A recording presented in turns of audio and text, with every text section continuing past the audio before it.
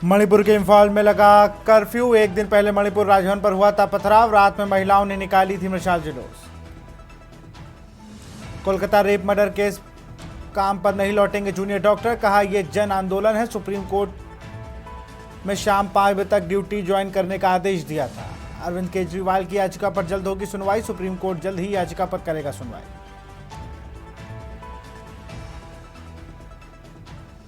दिल्ली सरकार को बर्खास्त करने की मांग, बीजेपी विधायकों ने राष्ट्रपति को लिखा लेटर।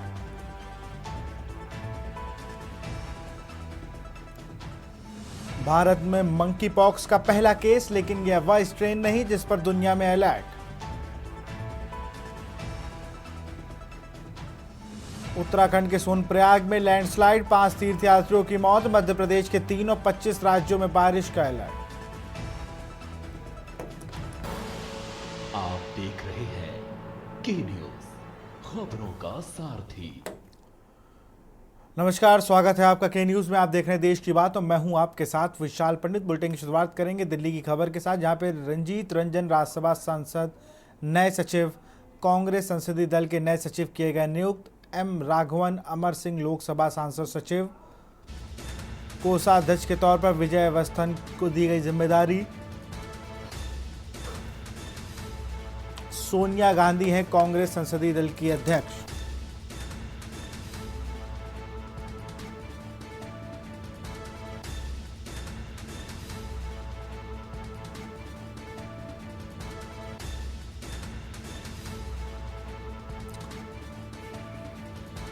एम के राघवन अमर सिंह लोकसभा संसद सचिव।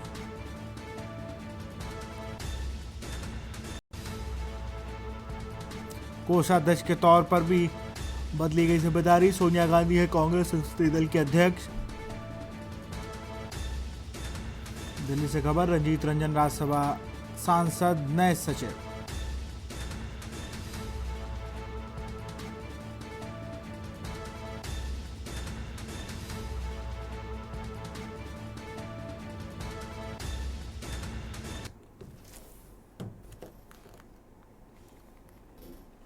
हरियाणा का रुख करते हैं। अब अंबाला शहर के विधानसभा से आज जाजपा और आज़ाद समाज पार्टी के प्रत्याशी पारुल नागपाल ने नामांकन भरा। भारी संख्या में ई रिक्शा लेकर पारुल पहुंचे एसडीएम कार्यालय, भरा नामांकन। बोले शिक्षा, स्वास्थ्य और रोजगार के मुद्दे पर करेंगे काम।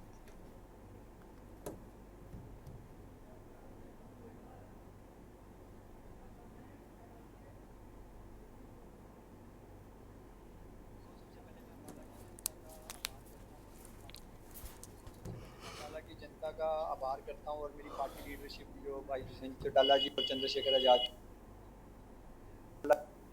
की जनता है उनका आभारी हूं, क्योंकि उन्होंने मुझे एक मौका दिया उनके लिए काम करने का। उन्होंने मुझे बोला आप आगे बढ़ के काम करें, तो मैं अम्बाला के लिए जो मेरे यहाँ पर मध्यम वर्ग के लोग हैं जो एजुकेशन और हेल्थ से वंचित रह रहे थे, उनकी लड़ाई है ये। मेरी अकेले की लड़ाई नहीं, उन लोगों की लड़ाई है, मैं लड़ूंगा। ये वो ही युवा हैं जिनको सरकार ने नौकरी नहीं दी, और ये वो युवा अपना ई रिक्शा चला के अपने घर का रोजगार कर रहे हैं। और ये एक रोजगार के तहत, क्योंकि ये पढ़े लिखे युवा थे जिन्होंने मेरे एक रात को बोलने पे 50 से 100 रिक्शा एक साथ में आ गए।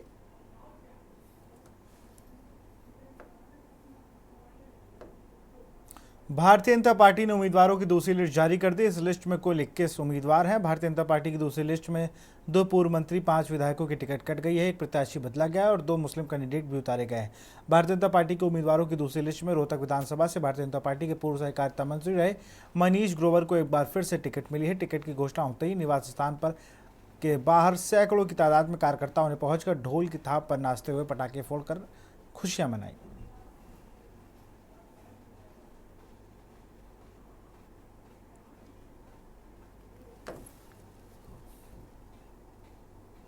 क्योंकि इस टाइम का हमें काफ़ी लंबे समय से इंतज़ार था। थोड़ा सा लेट हो गया, फर्स्ट लिस्ट में नंबर नहीं आया तो सेकंड में आ गया, पर थोड़ी सी दिल की धड़कन भी बढ़ी हुई थी। पर कहीं ना कहीं मन में तो तसल्ली थी कि ये टिकट हमें मिलेगी। तो आज जब रात से ही कुछ सुगबुगाहट तो हो ही रही थी, लेकिन आज जब न्यूज़ देखी तो उसके बाद तो घर में माहौल ही अलग था। सारे अपने कार्यकर्ता बच्चे हैं, सारे अपने खुशी से खुश झूम रहे हैं, नाच रहे हैं। पहले तो आपका बहुत बहुत धन्यवाद, आपका भी और पार्टी का शीर्ष नेतृत्व का मैं धन्यवाद करना चाहूँगा जिन्होंने फिर से भरोसा दिया है। श्री मनीष कुमार ग्रोवर जी को टिकट दिया है, उनका पूरा धन्यवाद। भरोसा पूरा था टिकट मिलने का और आगे जीत का भी भरोसा है। मुकाबला वही पुराना है पर इस बार जीत हमारी होगी। तो मुद्दे क्या है आपकी बात, किस तरह? मुद्दे जो रहेंगे, एक मुद्दा ये रहेगा, एक फील्ड में रहने वाला आदमी चाहिए, ये जो फील्ड में गायब वाला आदमी चाहिए। एक हारने के बाद भी कार्य करने वाला आदमी चाहिए या जीतने के बाद। देखिए जी, रोहतक शहर के हर एक युवा के मन में बसते हैं मनीष जी, और सारे के सारे भारतीय जनता पार्टी के कार्यकर्ताओं के, युवाओं के मन में था कि मनीष जी को टिकट मिले और हम सब एक बार फिर से चुनाव के रण में उतर कर उनके लिए मेहनत करें, उनको दोबारा से एक मंत्री की कुर्सी पर देखना चाहते हैं। और इसी सपने के साथ आज हमारा सपना भारतीय जनता पार्टी के शीर्ष नेतृत्व ने स्वीकार किया है, उनके दोबारा से एक टिकट दी है और हम ये मानते हैं कि ये एक तरफा चुनाव रहने वाला है। मनीष जी की क्लियर कट विन है। 2014 से मैं कहूँगा, वो विधायक तो रहे थे 2014 से 2019 तक, मगर उन्होंने जो कार्य किए हैं वो मैं कहूँगा 2014 से 2024 तक करे हैं, क्योंकि जितना एक उन्होंने शहर के बारे में सोचा है, चाहे हम जाम मुक्त रोहतक के बारे में बात करें तो ये उनका ड्रीम प्रोजेक्ट था। आज रोहतक शहर में हम कहीं से भी चले 5 मिनट से ज्यादा नहीं लगते। भाजपा के उम्मीदवार राम कुमार कश्यप आज अपना नामांकन पत्र दाखिल कर दिया। इस अवसर पर उनके साथ हरियाणा के पूर्व मुख्यमंत्री एवं केंद्रीय मंत्री मनोहर लाल व जिला के काफी पदाधिकारी मौजूद रहे।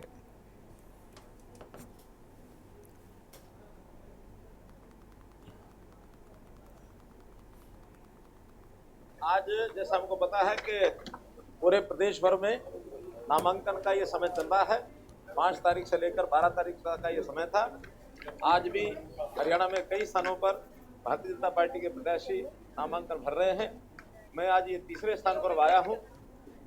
हमारे श्री राम कुमार कश्यप जी इंद्री विधानसभा क्षेत्र से और नामांकन भर रहे हैं, पहले से विधायक हैं और फिर बड़े उत्साह के साथ आज मैंने इनका जो जुलूस देखा है और जो लोग इनके साथ थे, बहुत उत्साह था और मुझे निश्चित रूप से ये लगता है कि इनकी जीत पक्की होगी। और न केवल इनकी बल्कि इनसे पहले आज पानीपत शहर का और फिर बाद में हमारे मुख्यमंत्री श्री नायब सिंह सैनी जी का लाडवा में नामांकन करा के आया हूँ। पहले तो मैं आपका धन्यवाद करता हूँ, आपके चैनल का धन्यवाद करता हूँ। माननीय जो हमारे मनोहर लाल जी केंद्रीय मंत्री आए मेरा यहाँ नॉमिनेशन कराने के लिए कार्यकर्ताओं के साथ, हजारों की संख्या में कार्यकर्ता भी आए, इसमें हमारी महिला भी काफ़ी संख्या में आई। तो मैं अपने मनोहर लाल जी का हाईकमांड का धन्यवाद करता हूँ, आभार व्यक्त करता हूँ। देखेगा मेरा जो है हौसला, यहाँ पर आकर के हौसला बढ़ाया, नॉमिनेशन कराया।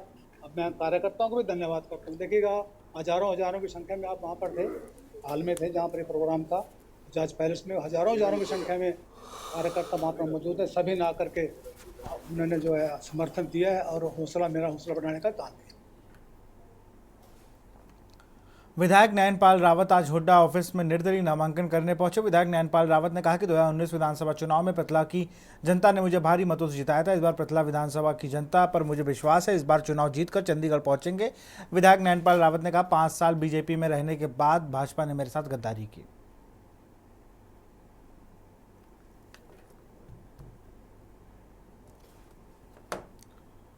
मंडला में नर्मदा नदी की बाढ़ में फंसे 4 लोगों को होमगार्ड की टीम ने रेस्क्यू कर सकुशल निकाला। होमगार्ड कमांडेंट ने बताया कि पुलिस और सेना की तैयारी कर रहे जवान अक्सर कुंभ स्थल में दौड़, ऊंची कूद, लंबी कूद की तैयारी करते हैं और आज भी वह सुबह तैयारी करने गए थे। देर रात्रि से लगातार हो रही बारिश से अचानक नर्मदा नदी का जलस्तर बढ़ गया और इसी बीच वह 4 लोग टापू में फंस गए थे। इसकी जानकारी लगने पर होमगार्ड ने रस्सी और मोटर बोट के सहारे उनको सकुशल रेस्क्यू कर सुरक्षित बाहर निकाला।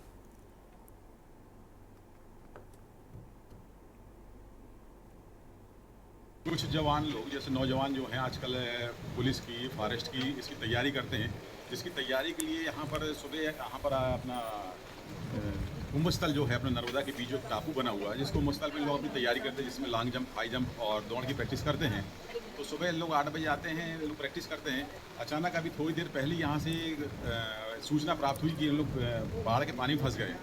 सूचना मिलती हमारी टीम, SDRF की team, platoon commander Hemraj Paraste के यहाँ पर रवाना किया है और यहाँ देखा कि जो टापू बना हुआ वो चारों तरफ से पानी से घिर गया। अचानक नर्मदा नदी का जल स्तर काफ़ी बढ़ गया था, जिस कारण हमारी टीम द्वारा इन लोगों को बाढ़ से सुरक्षित इनको निकाला टापू पर से। तैयारी हम लोगों की फिजिकल हम लोगों को मध्य प्रदेश कांस्टेबल का 23 तारीख से। तो उधर टापू देख लेना स्टेडियम के हाल क्या हाल है, पढ़ा लगाने टाइप का तो स्टेडियम हो गया। पुलिस लाइन में हम लोग दौड़ लेंगे, 400 मीटर का हम लोगों का 800 मीटर हमको रनिंग करनी है। 400 मीटर का ग्राउंड होना चाहिए। ग्राउंड है कहाँ हमारे पास, कहाँ जाएं? हमको लेना ही पड़ा रिस्क और कोई हमारे पास ऑप्शन नहीं रहा। 10 दिन में हम लोग क्या कर लेंगे? 10 दिन हम बच्चा हमारे पास सिर्फ ओनली 10 दिन, हमारा भविष्य का सवाल है। हमारी पूरी जिंदगी तो गैस गए हम लोगों को रहने, मतलब कि पढ़ते पढ़ते। लखनऊ से खबर आपको बता रहे हैं, अवैध धर्मांतरण मामले में आया फैसला। लखनऊ से खबर, अवैध धर्मांतरण मामले में आया फैसला। लखनऊ से खबर, अवैध धर्मांतरण मामले में आया फैसला। मौलाना उमर गौतम, मौलाना कलीम सिद्दीकी दोषी।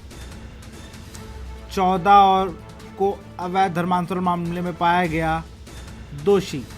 एक आरोपी इदरिस कुरैशी को मिला हाईकोर्ट से स्टे।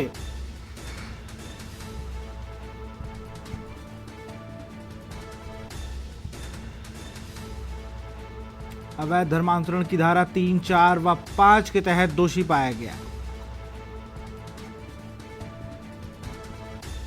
एनआईए एटीएस की स्पेशल कोर्ट जल्द ने सुनाया फैसला। 10 से लेकर आजीवन कारावास की सजा का है प्रावधान। एनआईए एटीएस की स्पेशल कोर्ट के जज कल सुनाएंगे सजा। 10 साल से लेकर आजीवन कारावास की है सजा।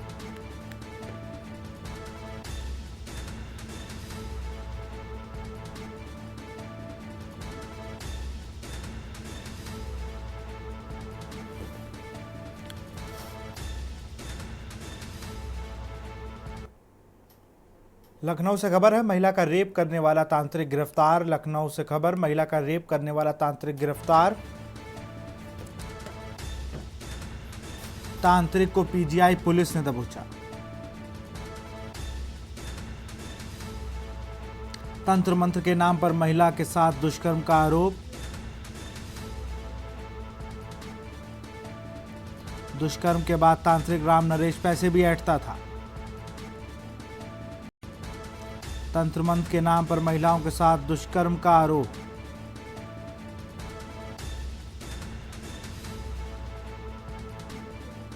पीड़िता की तहरीर पर मुकदमा दर्ज।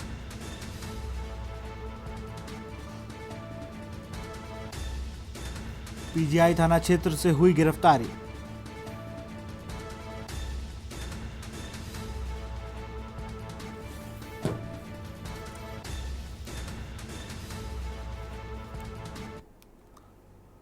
सीतापुर से खबर है, पुलिस को लूट की फर्जी सूचना देना पड़ा भारी। सीतापुर से खबर, पुलिस को फर्जी लूट की सूचना देना पड़ा भारी। फर्जी सूचना पर घंटों हलकान रही पुलिस। मारपीट को लूट बता रहा था नशे में धुत सेल्समैन। सड़क पर बाइक खड़ी करने को लेकर हुई थी मारपीट।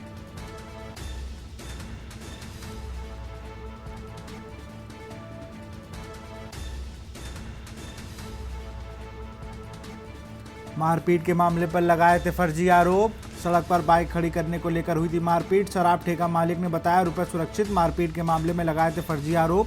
पुलिस ने केस दर्ज कर 7 लोगों को किया गिरफ्तार। मोहाली कोतवाली क्षेत्र के उधरौली बंबोरा रोड का ये पूरा मामला।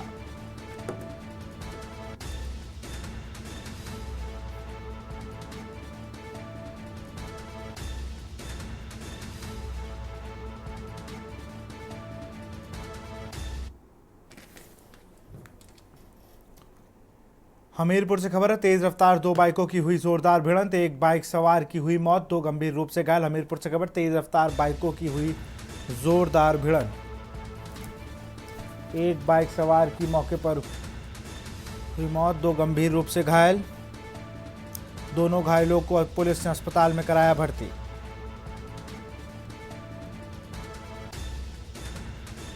दोनों घायलों को जिला अस्पताल में कराया गया भर्ती।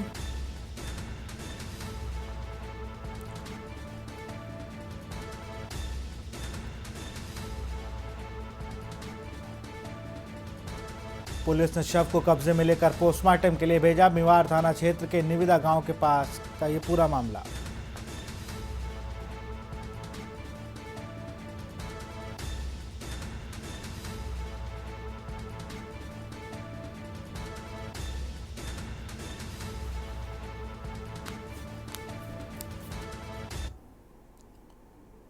खबर लखनऊ से, यूपी सिडको के नए अध्यक्ष बने वीआईपी सिंह। लखनऊ से खबर, यूपी सिडको के नए अध्यक्ष बने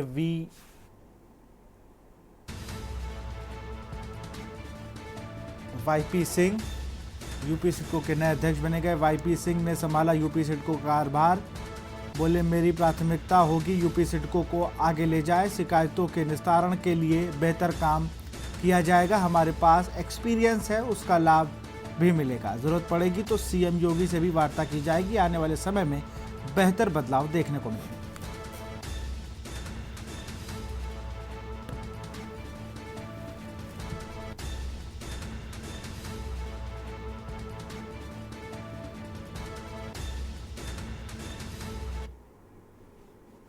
यूपी सिडको के अध्यक्ष बने हैं वाईपी सिंह। इस समय पदभार ग्रहण कर लिया है, उनसे बातचीत करने के लिए हैं। सर, क्या प्राथमिकता ने पदभार ग्रहण किया है?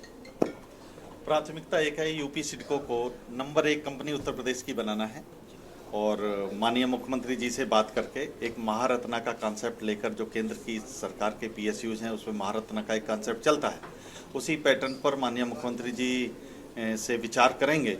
ये मेरा उनके लिए एक प्रस्ताव होगा और वो पूरे उत्तर प्रदेश में जितनी भी पीएसयूज हैं, सरकारी तंत्र है, तमाम चीज़ें हैं, उनको एक बहुत अच्छा बनाना चाहते हैं। और पिछले 7 सालों में उन्होंने एक अद्भुत कार्य उत्तर प्रदेश में किया है।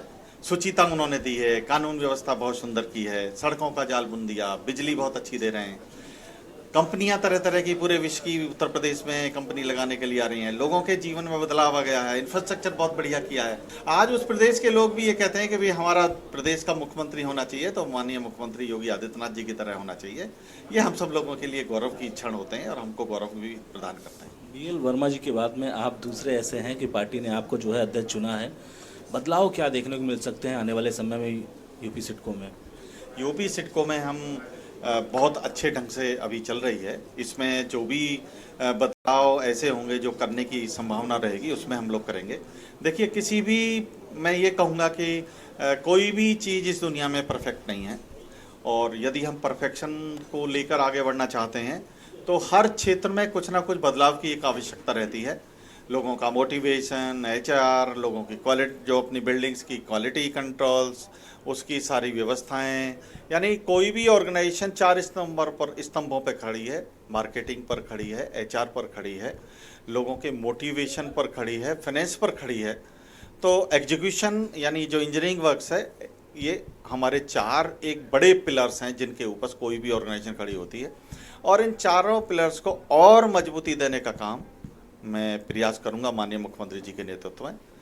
तो ऐसा हम करने की हमारी संकल्प है। काफ़ी शिकायतें आती हैं यूपी सिडको की, खास तौर पे गुणवत्ता को लेकर के, काम को लेकर के, टेंडर प्रक्रिया को लेकर के बहुत शिकायतें आती हैं। ऐसे में किस तरीके से इसको देखेंगे? क्योंकि अभी तक कई पिछले अध्यक्ष जी रहे हैं, उन्होंने भी कार्यकाल संभाला है लेकिन बहुत अच्छा संभाल नहीं पाए। एमडी साहब तक की भी शिकायतें लोग करके चले जाते हैं। देखिए, शिकायतों का जो विषय रहता है ये एक समीक्षाओं का विषय है। शिकायत होनी चाहिए। कहीं कोई अगर परेशानी है, कोई प्रॉब्लम है, उसकी शिकायत होना चाहिए। उस शिकायत को एड्रेस करना चाहिए और उससे सीख लेकर चीज़ों को भविष्य में अच्छा करना चाहिए। मैं तो कई देशों में जाता रहता हूं और बहुत बड़ी बड़ी इंफ्रास्ट्रक्चर कंपनियों का मैं कॉरपोरेट एडवाइज़र रहा हूं, आज भी मैं काम करता हूं। विश्व स्तर पर जो संस्थाएं काम कर रही हैं उनके साथ मेरा अटैचमेंट रहता है। ये सतत प्रोसेस है, समीक्षा होना, शिकायत होना, फिर उनको ठीक करना, फिर उनको और उच्च कोटि का बनाना, ये एक सतत प्रोसेस है, इटर्नल है और ये परफेक्शन की तरफ किसी भी ऑर्गेनाइजेशन को ले जाता है। तो इस तरह जो भी चीज़ें संज्ञान में आएंगी उनको ठीक से एड्रेस करेंगे और माननीय मुख्यमंत्री जी के नेतृत्व में बहुत सर्वोच्च स्थान पर यूपी सिडको को पहुंचाने का काम करेंगे। कोशिश होगी कि कम शिकायतें आएँ। नेचुरली अगर मैं चेयरमैन के रूप में यहाँ पर बैठा हूँ तो कोशिश ये होगी कि हमारा क्वालिटी कंट्रोल बढ़िया हो, हमारे सिस्टम्स में ट्रांसपेरेंसी हो, शुचिता हो, उनका प्रॉपर बिल्डिंग्स का सुपरविजन हो और जो विश्व के पैमाने पर बिल्डिंगें खड़े करते हैं। मैं दुबई आता जाता रहता हूँ, मेरा दुबई में बहुत अच्छा कॉरपोरेट एडवाइजरी का काम है, मेरा आना जाना रहता है। तो दुबई में 150 मंजिल बिल्डिंग मात्र 2-2.5 साल में खड़ी हो जाती है, 3 साल में खड़ी हो जाती है। उनकी टेक्नोलॉजी, उनकी क्वालिटी कंट्रोल, उनका इंफ्रास्ट्रक्चर, उन्होंने रेत के टीलों में इंफ्रास्ट्रक्चर को खड़ा कर दिया है। तो इन सब टेक्नोलॉजीज़ को लाकर यूपी सिडको में मेरा प्रयास रहेगा कि उसमें कुछ हाइब्रिड किया जाए, मिक्सिंग की जाए, लक्ष्य को कुछ बड़ा किया जाए, क्वालिटी को कुछ इम्प्रूव किया जाए, अच्छा किया जाए और बिल्डिंग को देखते ही लगे कि हाँ भाई कुछ बिल्डिंग बन रही है, तो ऐसा हम करने का प्रयास करेंगे। तो ये थे हमारे साथ में वाईपी सिंह, जिनका साफ तौर पे कहना है कि किस तरीके से आने वाले समय में हम लगातार बदलाव करने का प्रयास करेंगे और इसके साथ ही साथ जो कुछ चीज़ों पर चर्चाएं होंगी वो उत्तर प्रदेश के मुख्यमंत्री योगी आदित्यनाथ से भी चर्चा करेंगे, जिससे कि नए बदलाव देखने को मिल सकें। कैमरामैन रमेश वर्मा के साथ मैं संदीप मिश्रा, के न्यूज़, लखनऊ। कुशीनगर से खबर, ऑर्केस्ट्रा में नृत्यकर्ता का अपहरण हुआ है। फरार 2 इनामिया वांछितों से पुलिस की मुठभेड़ में दोनों के पैर में लगी गोली। दोनों वांछित अभियुक्तों पर था 25,000 का इनाम। फरार 2 इनामिया वांछितों पर पुलिस से मुठभेड़ में दोनों के पैर में लगी गोली।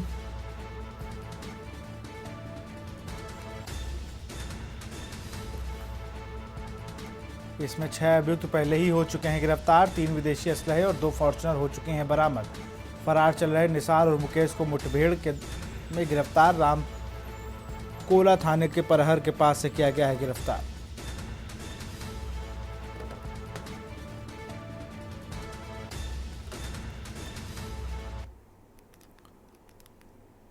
बाराबंकी से खबर है, तेज रफ्तार ट्रक ने बाइक सवार को मारी टक्कर।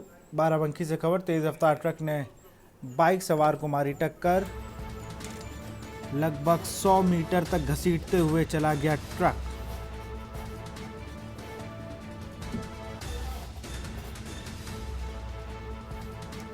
हादसे में बाइक सवार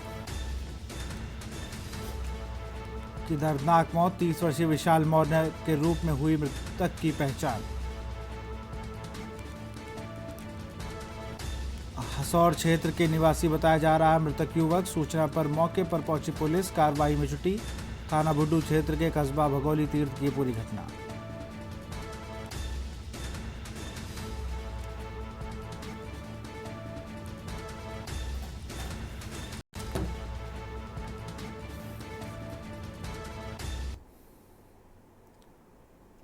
गोंडा से खबर है, साखीपुर के एक और घर में लगी कटान। घर का एक पिलर कटा, 3 कटान अभी भी बाकी। लखीमपुर से आया लाइव कटान का वीडियो। घर का एक पिलर कटा, 3 कटान अभी भी बाकी। साखीपुर से आया लाइव कटान का वीडियो।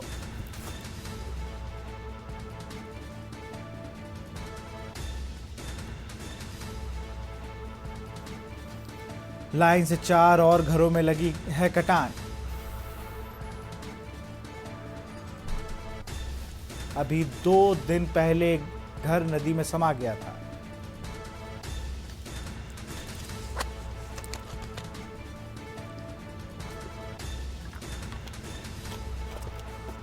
बाढ़ पीड़ितों को अब मुआवजे का सहारा।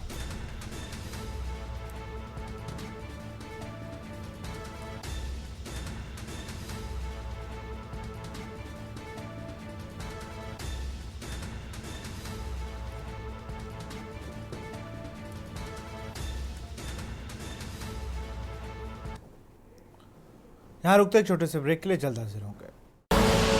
आप देख रहे हैं के न्यूज, खबरों का सारथी। ब्रेक के बाद आपका स्वागत है। आगरा से खबर है, जिंदगी से परेशान होकर बुजुर्ग ने लगाई यमुना में छलांग। आगरा से खबर, जिंदगी से परेशान होकर बुजुर्ग ने लगाई यमुना में छलांग। ताज सुरक्षा पुलिस ने देवदूत बनकर बचाई बुजुर्ग की जान।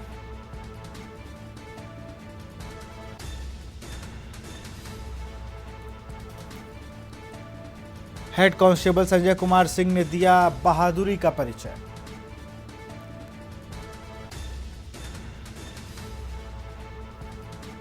हेड कांस्टेबल ने यमुना में छलांग लगाकर किया रेस्क्यू। रामबाग से यमुनानगर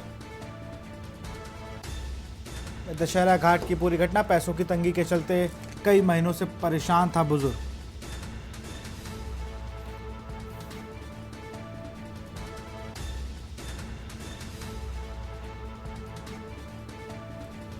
आगरा से खबर है, जहां जिंदगी से परेशान बुजुर्ग ने यमुना में छलांग लगाई। ताज सुरक्षा पुलिस ने देवदूत बनकर बचाई बुजुर्ग की जान। दशहरा घाट पर मौजूद ताज सुरक्षा पुलिस ने बचाई जान।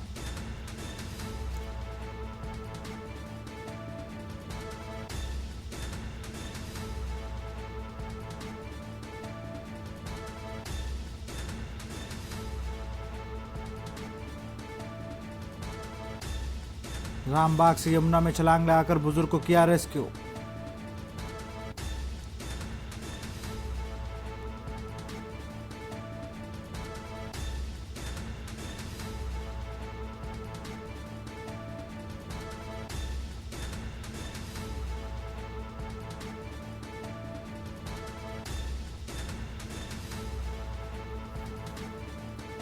ताज सुरक्षा में तैनात पुलिसकर्मी ने बचाई जान। दशहरा घाट में मौजूद ताज सुरक्षा पुलिस ने बचाई जान।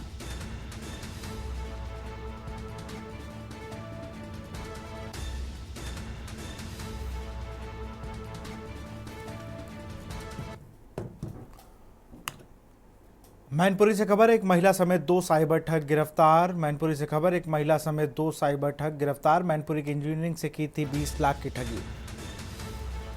मैनपुरी के इंजीनियर से की थी 20 लाख की ठगी। ऑनलाइन बिजनेस का झांसा देकर करते थे ठगी। टेलीग्राम ग्रुप में जोड़कर लोगों को बनाते थे शिकार।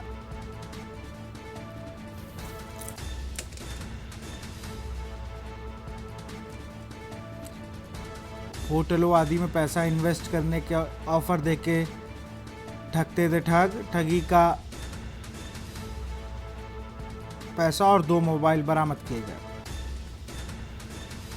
इंजीनियर हरीश राजपूत से हुई थी ठगी।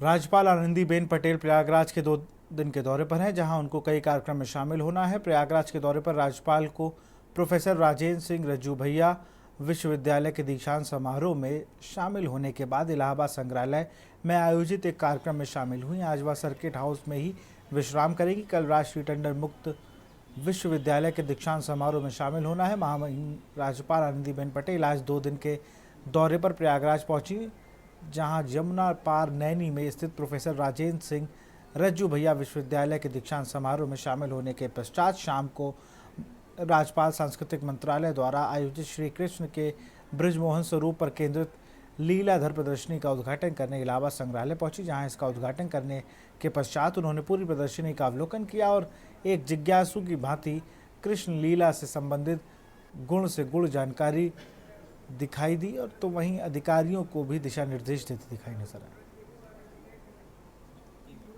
महामहिम राज्यपाल ने इलाहाबाद संग्रहालय दीपिका का अनावरण किया और उसके साथ ही एक चित्र प्रदर्शनी का भी शुभारंभ किया। किस तरीके की प्रदर्शनी है और किस तरीके का आज कार्यक्रम आयोजित किया?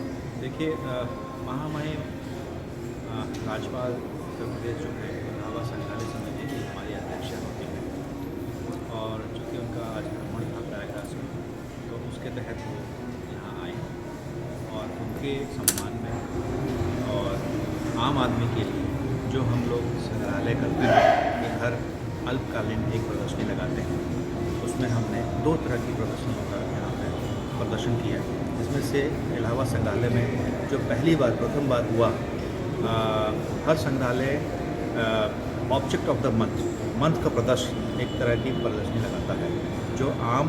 जो रिजर्व कलेक्शन होता है, जो स्टोरेज में होता है, उसमें से हम सामान निकाल के निरंतर कुछ काल में उसको बदलते रहते हैं, लगाते रहते हैं, जिससे 2 कारण होते हैं, 2 परिणाम निकलते हैं।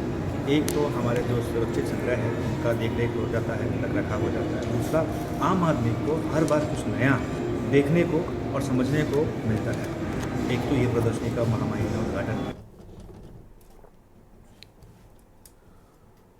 खबर कानपुर से है। कानपुर के पनकी थाना में तैनात दरोगा के खिलाफ युवती ने रेप का मामला दर्ज कराया। युवती ने कहा कि पढ़ाई के समय हमारी दोस्ती हुई, आरोपी ने शादी का झांसा देकर मेरे साथ 4 साल तक रेप किया। जब शादी करने के लिए बोला तो दरोगा ने कहा, अगर दोबारा शादी की बात की तो तुम्हारी फोटो इतनी वायरल करूंगा कि कहीं मुंह दिखाने लायक नहीं बचोगी। दरअसल आज पीड़ित युवती की शिकायत पर पुलिस कमिश्नर अखिल कुमार ने दरोगा अनुज तिवारी को सस्पेंड कर दिया। कमिश्नर के आदेश पर पुलिस ने मामला दर्ज कर लिया। दरोगा के खिलाफ विभागीय जांच के भी आदेश दिए गए हैं। युवती ने दरोगा अनुज के साथ के कई फोटो पुलिस कमिश्नर को दिखाए, अपनी मोहब्बत और यौन उत्पीड़न के साक्ष्य दिए। जांच में मामला सही पाए जाने पर पुलिस कमिश्नर के आदेश पर दरोगा के खिलाफ शादी का झांसा देकर यौन उत्पीड़न करने, मारपीट, गाली गलौज करने के साथ ही अन्य धाराओं में पंचकी थाना क्षेत्र में FIR दर्ज की गई है। पास आए हैं न्याय के लिए, उनको थाने से कोई न्याय नहीं मिल रहा है। अच्छा, कहाँ मुलाकात हुई थी? मैं मनोज तिवारी जो दरोगा हैं, पनकी थाने पे पोस्टेड हैं दरोगा पद पे। उसके बाद हमारा उनका 3-4 साल से रिलेशन था, जिसके बाद उन्होंने हमारा शारीरिक संबंध बनाकर हमसे शादी का झूठा वादा करके और उन्होंने इनकार कर दिया है। और जब हमने कहा कि हम एप्लीकेशन देने जाएंगे तो उन्होंने कहा तुम्हारा प्राइवेट फ़ोटो है, हम वायरल कर देंगे और हम अगर तुम कुछ कर भी नहीं पाओगे क्योंकि हम दरोगा हैं और हमारा डिपार्ट है, तुम डिपार्ट का कोई कुछ नहीं कर पाओगी। और हम कमिश्नर ऑफिस में आए हैं सर के पास न्याय मांगने के लिए। अगर हमको न्याय नहीं मिलेगा तो हम फांसी लगा के मर जाएंगे। लखनऊ के रहीमाबाद ग्रामीण इलाके में देर रात एक सनकी प्रेमी ने अपनी प्रेमिका और उसके पति को मौत के घाट उतारने के लिए मिनी लोडर कार पर चढ़ा दिया। इस घटना को अंजाम सनकी प्रेमी ने तब दिया जब रेलवे फाटक बंद था और सभी लोग ट्रेन गुजर जाने के बाद रेलवे क्रॉसिंग खुलने का इंतजार कर रहे थे। तभी तेज रफ्तार मिनी लोडर कार में लड़ाते हुए फाटक तोड़ता हुआ 100 मीटर तक ले गया। इस दौरान घटना में करीब वहां मौजूद बच्चे समेत 8 लोग घायल हो गए। बता दें कि रहीमाबाद में मिनी लोडर ड्राइवर ने सोमवार रात रेलवे फाटक खुलने के इंतजार में रुकी कार सवार पूर्व प्रेमिका को पति समेत कुचल कर मारने की कोशिश की। आरोपी रेल फाटक तोड़ते हुए पूर्व प्रेमिका की कार को डाले में फंसाकर करीब 100 मीटर घसीट ले गया। हादसे में कार सवार दंपति के अलावा सड़क पर खड़े बाइक सवार पुलिसकर्मी समेत 8 लोग घायल हो गए। चीख पुकार मचने पर ग्रामीण मदद के लिए दौड़े और आरोपी मिनी लोडर ड्राइवर को पकड़कर जमकर उसकी पिटाई की और पुलिसकर्मियों को सूचना दी। सूचना पर पाकर पुलिस पहुंची और पुलिस ने देर रात घायलों को अस्पताल में भर्ती कराया, जहां 2 की हालत गंभीर देखते हुए उन्हें लखनऊ के ट्रामा सेंटर में भर्ती कराया गया है।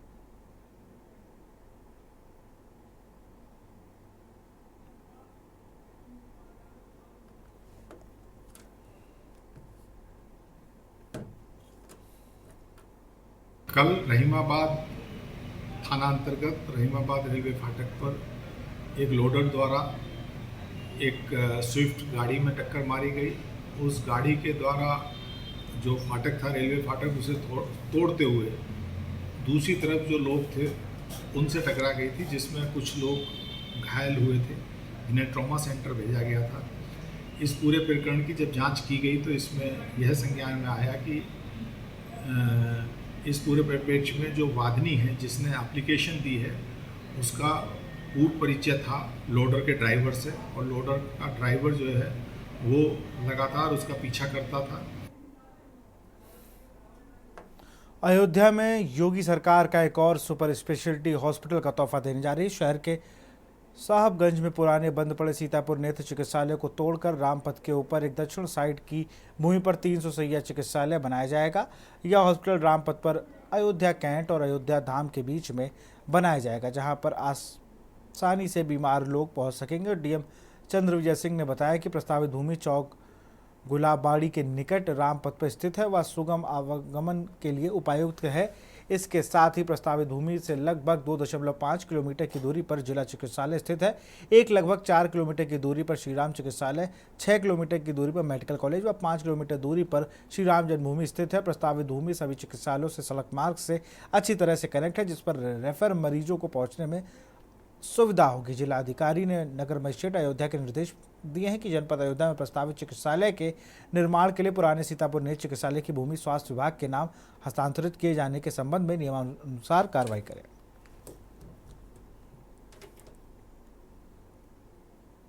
जनपद अयोध्या में रामपथ से लगी हुई ये लैंड है, सीतापुर आई हॉस्पिटल के नाम से एक पुरानी ज़मीन है और इसको एक ट्रस्ट के माध्यम से संचालित किया जाता है। और अभी यहाँ का जो भवन है वो बहुत ही जर्जर स्थिति में था और ये हॉस्पिटल अभी चल भी नहीं रहा है।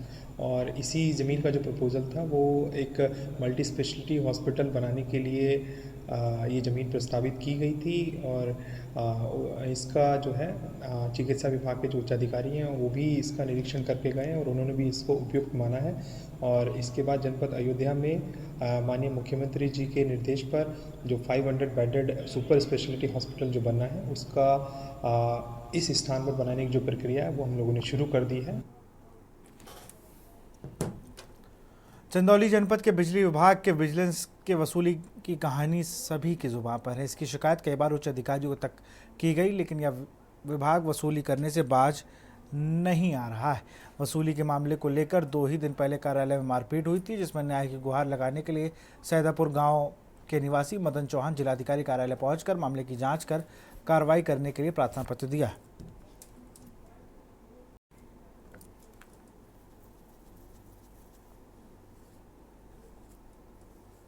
हमारे ऊपर विजिलेंस के टीम वाले जो सिपाही जी हैं और विनय कुमार और विनोद कुमार और एक दरोगा जी है हरि नारायण यादव, ये लोग बुलाकर ऑफिस के अंदर पहले बृहस्पतिवार को दिना हमको शाम को बुलाएं और 25,000 रुपया हमसे लिए, फिर सुबह में कहें कि 5,000 लेकर आना। तो हम गए तो ऑफिस पर नहीं थे, तो फिर चले गए हम कहीं, तो बुलाएं। फिर 2 बजे के बाद हमको फ़ोन किए 5 बार कि आओ, कहाँ हो, नहीं आओगे तो तुम्हारे पर चालान कर दिया जाएगा, 4.5 लाख का जुर्माना कर दिया जाएगा, 1,26,000 आपका बिल बकाया है, इसी पर 4.5 लाख का बाईपास दिखा देंगे। तो यही सब दिखाने सुनने के बाद 4,000 आदमी से लेकर गए, पैसा निकाल कर दिए सर। उसके बाद कहें कि नहीं और दो, क्योंकि नहीं है तो हमारा जेबा ढूंढने लगे। उसी में और लोग को बुलाए थे, भीड़ थी, तो भीड़ के बीच में हम लोग कहा सुनी कि और भैया मत देना पैसा, कागज नहीं दे रहे हैं, तो ये लोग वसूली कर रहे हैं, बोला के पैसा ले लेंगे, नहीं देंगे। तो इसी में हमारे मुंह पर ऐसे कर दिया। वो सिपाही विनोद कुमार मोबाइल से ट्वीट करके दिखा रहा था। मैनपुरी समाजवादी पार्टी की सांसद डिम्पल यादव ने कांग्रेस नेता राहुल गांधी के बयान का समर्थन किया। उन्होंने कहा कि सच बोला जा रहा है और जब भी सच बोला जाता है तो बीजेपी इससे तकलीफ पहुंचती है। राहुल गांधी ने अमेरिका में भारत में बेरोजगारी और किसानों का मुद्दा उठाया। सपा सांसद ने कहा कि सच बोलने के लिए कोई जगह नहीं देखी जाती, बल्कि सच सच होता है। सपा सांसद ने बेरोजगारी और सुरक्षा को लेकर सवाल उठाते हुए कहा कि उत्तर प्रदेश के युवाओं से पूछना चाहिए हैं कि उत्तर प्रदेश में बेरोजगारी नहीं है, महिलाएं असुरक्षित नहीं, अग्निवीरों के लिए क्या व्यवस्था है। डिम्पल यादव ने कहा कि देश ही नहीं बल्कि पूरी दुनिया जानती है कि आज उत्तर प्रदेश और देश भर में बेरोजगारी के चलते युवा वर्ग परेशान है। विदेशी महिलाओं के साथ भी रेप हो रहे हैं, ये बात सभी को पता है। देश के हालात कैसे हैं, उन्होंने कहा कि बीजेपी नहीं चाहती सच्चाई सबके सामने आए।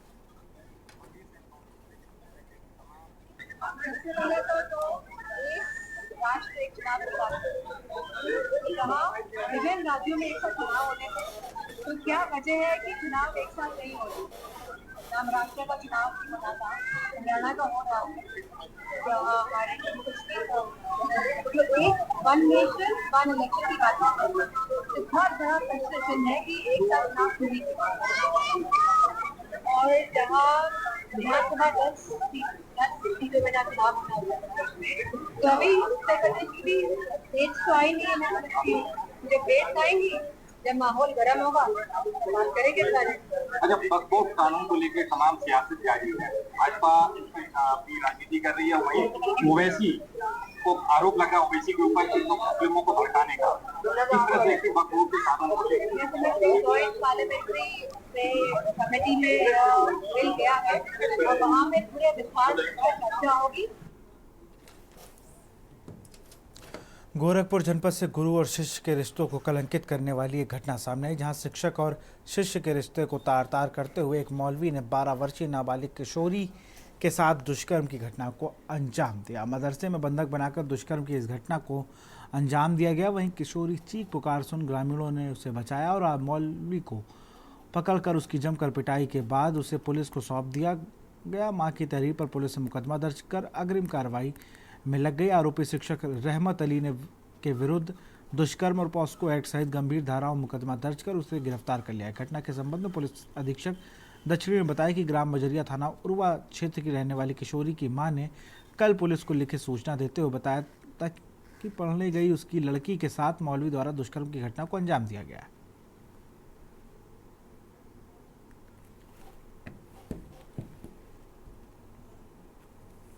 ग्राम मंझरिया थाना उर्वा बाजार की रहने वाली एक महिला के द्वारा कल थाने पर एक लिखित तहरीर दी गई कि उसकी लड़की जो लगभग 12 वर्ष उम्र की है, वह गांव में ही स्थित मदरसे में पढ़ने जाती थी और कल दिनांक 9 सितंबर को भी वह मदरसे में पढ़ने गई थी और मदरसे में जो मौलवी है उसके द्वारा उनकी बच्ची के साथ दुष्कर्म की घटना कारित की गई। इस तहरीर के आधार पर तत्काल सुसंगत धाराओं में आरोपी को नामजद करते हुए अभियोग पंजीकृत कर लिया गया है और जो पीड़िता है उसको मेडिकल कराकर धारा 183 के अंतर्गत माननीय न्यायालय में उसके बयान दर्ज कराए जा चुके हैं और जो आरोपी मौलवी है उसको पुलिस के द्वारा गिरफ्तार कर लिया गया है।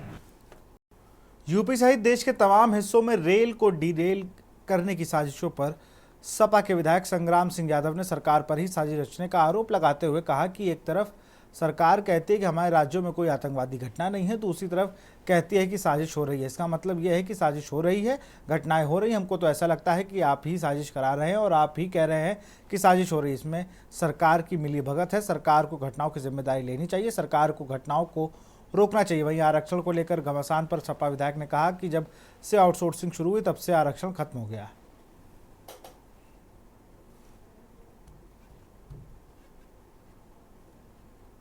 आरक्षण तो बिल्कुल खत्म है। अब जब से आउटसोर्सिंग की व्यवस्था हुई है, आप बताइए उसमें आरक्षण है कहाँ?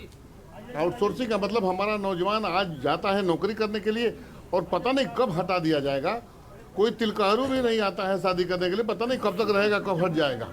हमारे नौजवानों को देना है तो पक्की नौकरी दीजिए और वो पक्की नौकरी चाहता है। अब आउटसोर्सिंग से काम चलने वाला नहीं है। इसी पर फोकस है कि आरक्षण तो समाप्त कर दिया गया, आरक्षण है नहीं। कहीं से आरक्षण हो तो बता दीजिए। आउटसोर्सिंग में कोई आरक्षण है, संविदा में कोई आरक्षण है, प्राइवेट फैक्ट्री में कोई आरक्षण है, तो सरकारी नौकरी निकलेगी नहीं और बाकी जगह आरक्षण है, तो आरक्षण तो ऐसे ही खत्म कर दिया।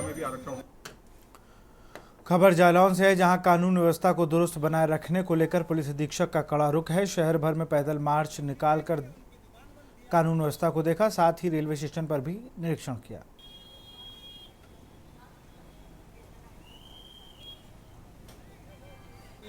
रेगुलर एक्सरसाइज का पार्ट है। लोग रेगुलर एरिया डोमिनेशन पैदल गश्त के माध्यम से करते रहते हैं। आज ये हम लोग पूरे जो हेडक्वार्टर है वहाँ कर रहे हैं पूरी फोर्स के साथ और ये लगातार चलता है। अच्छा, रेलवे में जाके कुछ देखा आपने? कुछ रेलवे में भी हम लोगों ने अभी प्लान किया हुआ है, जो कि जीआरपी भी हमारी बड़ी इम्पॉर्टेंट है, आरपीएफ भी इम्पॉर्टेंट है। तो हम लोग स्टेशन और आसपास का जो ट्रैक है, स्टेशन के ट्रैक पे आसपास जो रेलवे के लैंड्स हैं, उस पर भी हम प्लान कर रहे हैं कि इस पर अपना पैदल गश्त प्लान कर रहे हैं।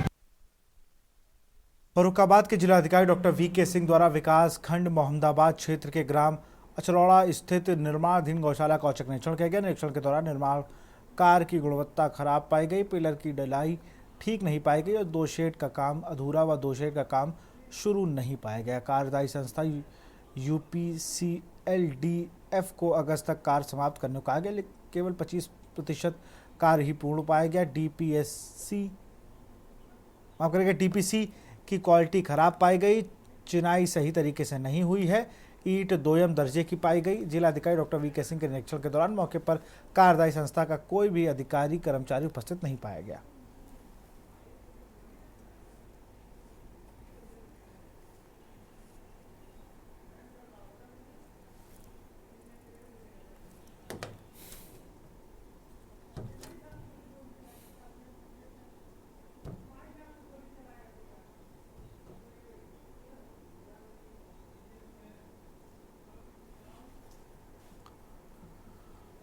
लखनऊ के निगोहा इलाके में देर रात घात लगाए बदमाशों ने प्रॉपर्टी डीलर को गोलियों से छलनी कर दिया। काम से लौटते ही प्रॉपर्टी डीलर शहंशाह के घर के बाहर निशाना बनाते हुए ताबड़तोड़ फायरिंग करते हुए फरार हो गए और फिर घायल अवस्था में शहनवाज को पीजीआई के एपेक्स ट्रामा सेंटर में भर्ती कराया गया। भाई ने 3 लोगों पर आरोप लगाए हैं। पुलिस ने मामले की जांच में जुट गई है। बता दें कि लखनऊ के ग्रामीण इलाके में देर रात गोलियों की तड़तड़ाहट से इलाका सहम गया।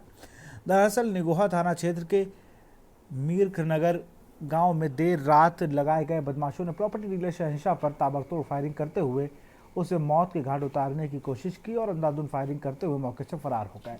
परिजनों और ग्रामीण गोलियों की तड़तड़ाहट से आवाज़ सुनकर अपने अपने घरों से बाहर आए तो देखा खून से लथपथ शहंशाह जमीन पर पड़ा था। आनंद फानन परिजनों ने उसे पीजीआई के ट्रामा सेंटर ले गए और डॉक्टरों ने उसे भर्ती किया।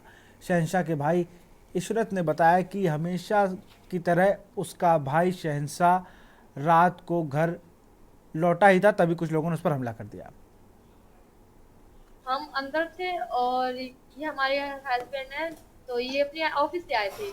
ऑफिस से आने के बाद जैसे कि गाड़ी खोल के बाहर निकले तो गोली चली सीने के पास, एक गोली सीने के पास लगी और 2 गोली पीछे लग के आर पार हो गई है। और पीछे से कोई मारा, आगे से जब मैं बाहर आई थी हाथ देके चिल्ला रहे थे। कितने लोग थे, काहे से आए थे? ये नहीं देखे हम, कम से कम 8-9 लोग वहाँ पे थे। किस चीज से आए थे?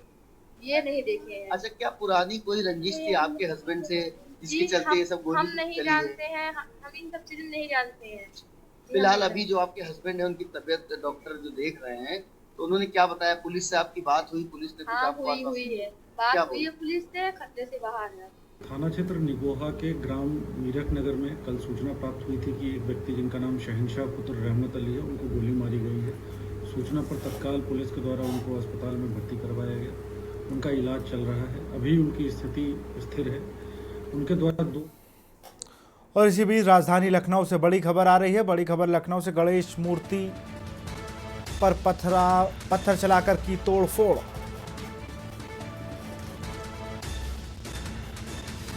चिन्हट में गणेश उत्सव के दौरान तोड़फोड़, मौके पर पीएसी और कई थाने की फोर्स मौजूद। दुकानें बंद कराई गई, 3 को पुलिस ने पकड़ा। सूत्रों के हवाले से खबर ये आपको बता रहे हैं। दुकानों को बंद करा दिया गया है। पुलिस सूत्रों की माने 3 लोगों को अब तक पकड़ा जा चुका है। विधायक चौराहे के पीछे गणेश मूर्ति की हुई थी स्थापना। बगल में रह रहे मुस्लिम समुदाय ने मूर्ति और कलश पर की तोड़फोड़। मुस्लिम के परिवार के लड़कों ने मूर्ति कलश को तोड़ा। लखनऊ से खबर, गणेश मूर्ति पर पत्थर चलाकर तोड़फोड़।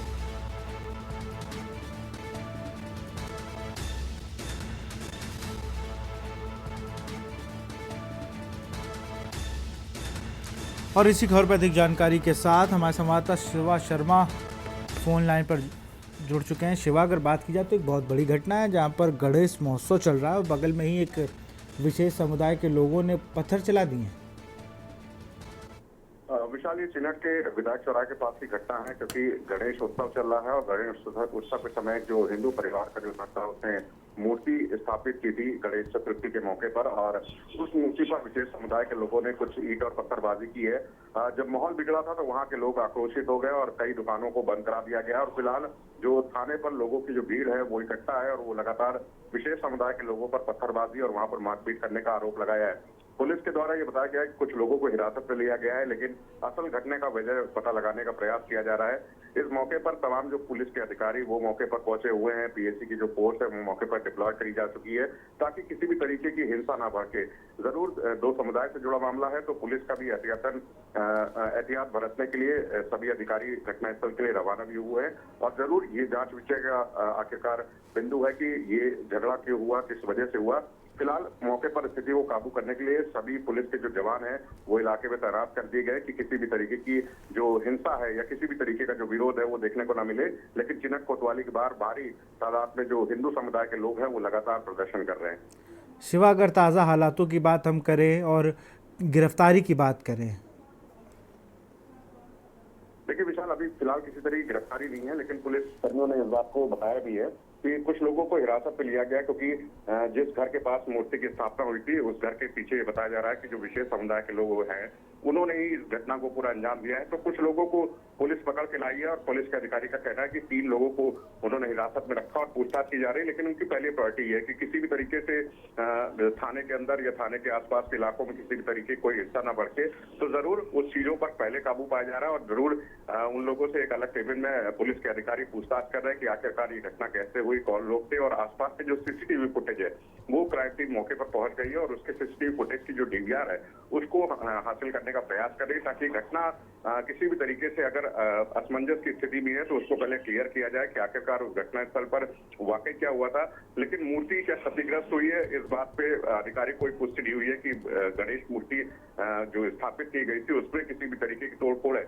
लेकिन जो इलाके में जो असमंजस की स्थिति है, जो लोगों के विरोध प्रदर्शन की स्थिति है, वो बेहद भयावह है और थोड़ा डरा देने वाली इसलिए है क्योंकि जो हिंदू धर्म के लोग हैं वो लगातार इकट्ठा होकर के थाने के बाहर प्रदर्शन कर रहे हैं। बिल्कुल, बहुत बहुत शुक्रिया शिवा तमाम जानकारी के लिए आपका।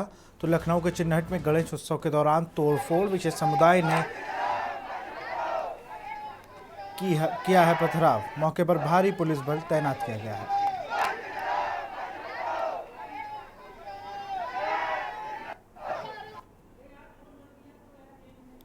कानपुर के पेंशनर फोरम के तत्वाधान में फोरम प्रतिनिधि मंडल के एक मंडल ने प्रधानमंत्री को संबोधित ज्ञापन डीएम कार्यालय पहुंचकर डीसीएम थर्ड को सौंपा। पेंशनर फोरम ने ज्ञापन के माध्यम से कई मांगों को रखा, जिसमें कोशियारी कमेटी की अनुशंसा के आधार पर ईपीएस 95 के सेवानिवृत्त कर्मियों को 7500 की पेंशन तथा उस पर महंगाई राहत दिया जाए, 18 महीनों का बकाया महंगाई राहत भत्ता का भुगतान किया जाए, रेल किराए में वरिष्ठ नागरिकों को कोरोना काल में पूर्व दी जाने वाली छूट बहाल की जाए, 8वां वेतन आयोग शीघ्र गठित किया जाए, आईआईटी से सेवानिवृत्त कर्मचारियों को सीजीएस की सुविधा प्रदान की जाए, सभी पेंशनरों को 65 वर्ष की आयु में 5%, 70 वर्ष की आयु में 10% और 75 वर्ष की आयु में 15% तथा 80 वर्ष की आयु में 20% क्रमांक अतिरिक्त पेंशन बढ़ाने की विचाराधीन आदेश को जारी किया जाए, पेंशन को आयकर से मुक्त किया जाए और सभी सेवानिवृत्त कर्मचारियों को 2 वर्ष में एक बार भारत भ्रमण की सुविधा प्रदान की जाए।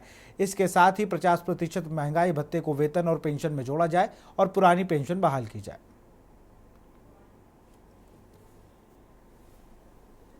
और आज हमारी 10 मांगे हैं।